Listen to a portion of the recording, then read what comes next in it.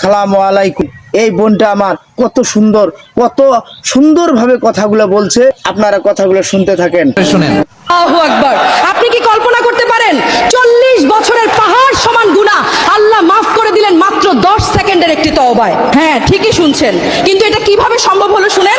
হযরত মুসা আলাইহিস সালামের আমলে অনেক দিন যাবত বৃষ্টি হয় না, ভয়াবহ খরা, আকাশ থেকে এক ফোঁটা পানিও পড়ছে না, মাটি ফেটে চৌচির, মানুষ পশু পাখি গরমে ছটফট করছে। মানুষের কান্নার হাহাকার দেখে হযরত মুসা আলাইহি তার উম্মতদের নিয়ে খোলা মাঠে সালাতুল ইস্তিসকা বা বৃষ্টির নামাজের জন্য দাঁড়ালেন। সবাই ভাবছে আল্লাহর নবী হাত তুলেছেন, এখনই অঝোর ধারায় বৃষ্টি নামবে, কিন্তু হলো তার উল্টোটা।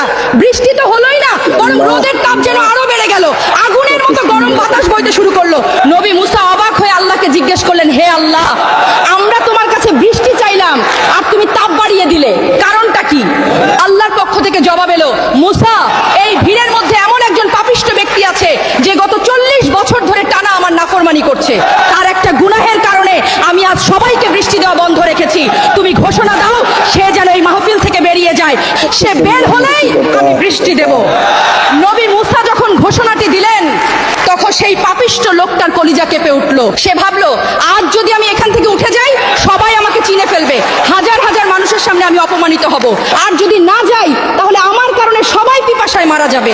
তখন সে কাপড়ের আড়ালে মুখ লুকিয়ে মনে মনে আল্লাহর সাথে কথা বলা শুরু করলো। সে ফিসফিস করে বলল, হে আমার মাবুদ, 40 বছর আমি তোমার নাফরমানি করেছি, তবুও তুমি আমাকে মানুষের সামনে অপমান করোনি, সব গোপন রেখেছো। আল্লাহ, আজ আমাকে সবার সামনে অপমান করো না, আমি কথা দিচ্ছি আমি আর পাপ করব না, তুমি আমাকে মাফ করে দাও প্রভু।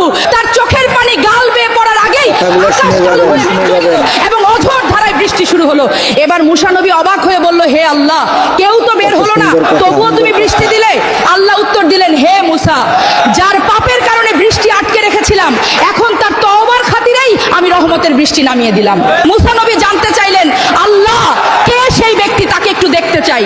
কিন্তু আল্লাহর উত্তরটা শুনলে আপনার চোখ দিয়ে পানি চলে আসবে। আল্লাহ বললেন, মুসা, সে যখন আমার নাফরমান ছিল তখনই আমি তার নাম প্রকাশ করিনি, আর এখন সে আমার বন্ধু হয়ে গেছে, আমি কেমন করে তাকে অপমানিত করব? আমার বান্দার আর আমার গোপন কথা গোপনই থাকতে দাও। তাই প্রিয় ভাই ও বোন, আপনি কি ভাবছেন আপনার গুনাহ অনেক বেশি, আল্লাহ আপনাকে মাফ করবেন না? দেখুন, 40 বছরের গুনাহগারকে যদি আল্লাহ এক মুহূর্তের অনুশোচনায় মাফ করতে পারেন, তবে আপনাকে কেন নয়? আল্লাহ আপনার তওবার অপেক্ষায় আছেন। আসুন না আজই মন থেকে একবার বলি আস্তাগফিরুল্লাহ। ভিডিওটি শেয়ার করে অন্তত একজনকে তওবা করার সুযোগ করে দিন।